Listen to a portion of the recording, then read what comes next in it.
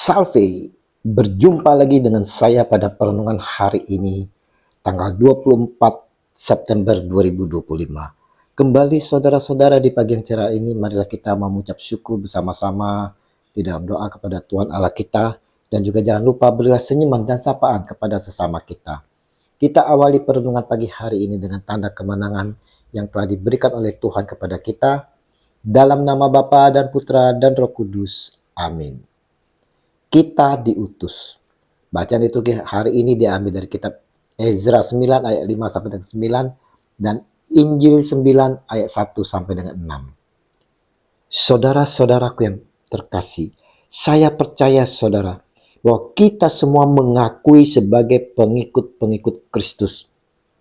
Sebagai pengikut Kristus, kita telah menerima anugerah kasih dari Dia, Yesus Tuhan kita.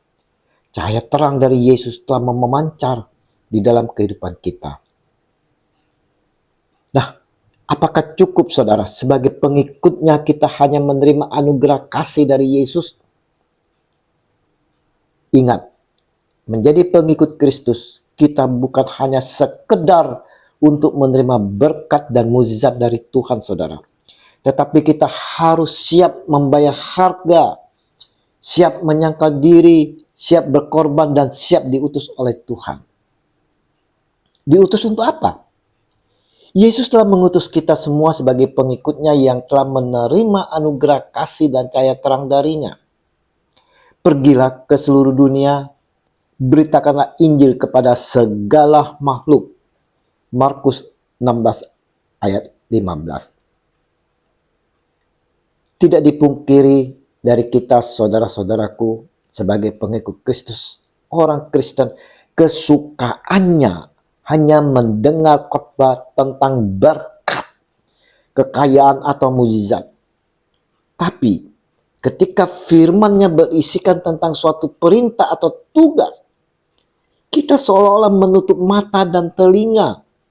Kita tidak mau capek melayani, apalagi harus berkorban waktu, tenaga, dan terlebih-lebih materi. Hari ini saudara-saudaraku yang terkasih di dalam kasih Kristus, melalui Injil yang kita renungkan bersama, diperlihatkan bagaimana Yesus memanggil ke-12 muridnya lalu mengutus mereka. Ke-12 murid ini telah mengikuti Yesus cukup lama, juga telah merasakan anugerah kasih secara langsung dari Yesus. Mereka pun telah menerima pengajaran-pengajaran akan kasih dan kerajaan sorga. Setelah dilihat para murid menjadi kuat dan dewasa secara rohani, saatnya lah mereka diutus untuk membagi, menyalurkan apa yang telah mereka terima dan alami dari Yesus Tuhan. Demikian pula kita saudara-saudaraku yang awalnya keberadaan kita mengikuti Yesus seperti yang disampaikan oleh Petrus. Kita ini sama seperti bayi yang baru lahir yang selalu ingin akan air susu yang murni dan yang rohani, supaya olehnya kamu bertumbuh dan beroleh keselamatan. 1 Petrus 2 ayat 2. Tentunya kita tidak mau menjadi bayi terus tanpa pertumbuhan.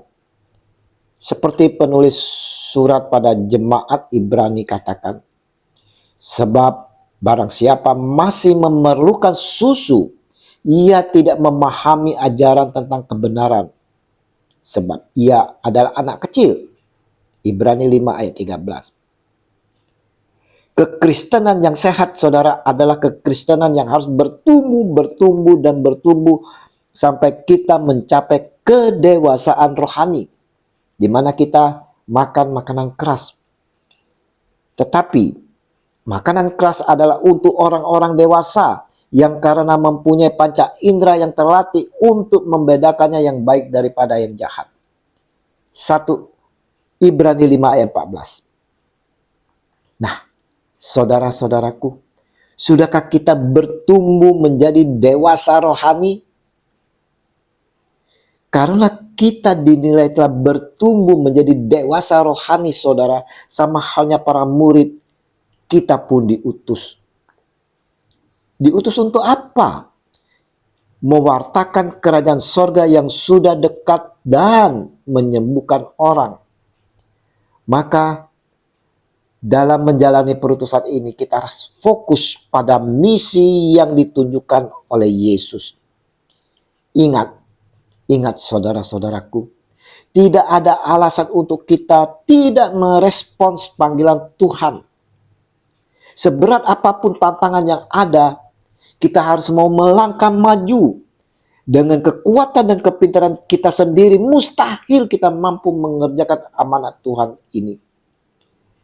Berjalanlah melangkah maju, saudara.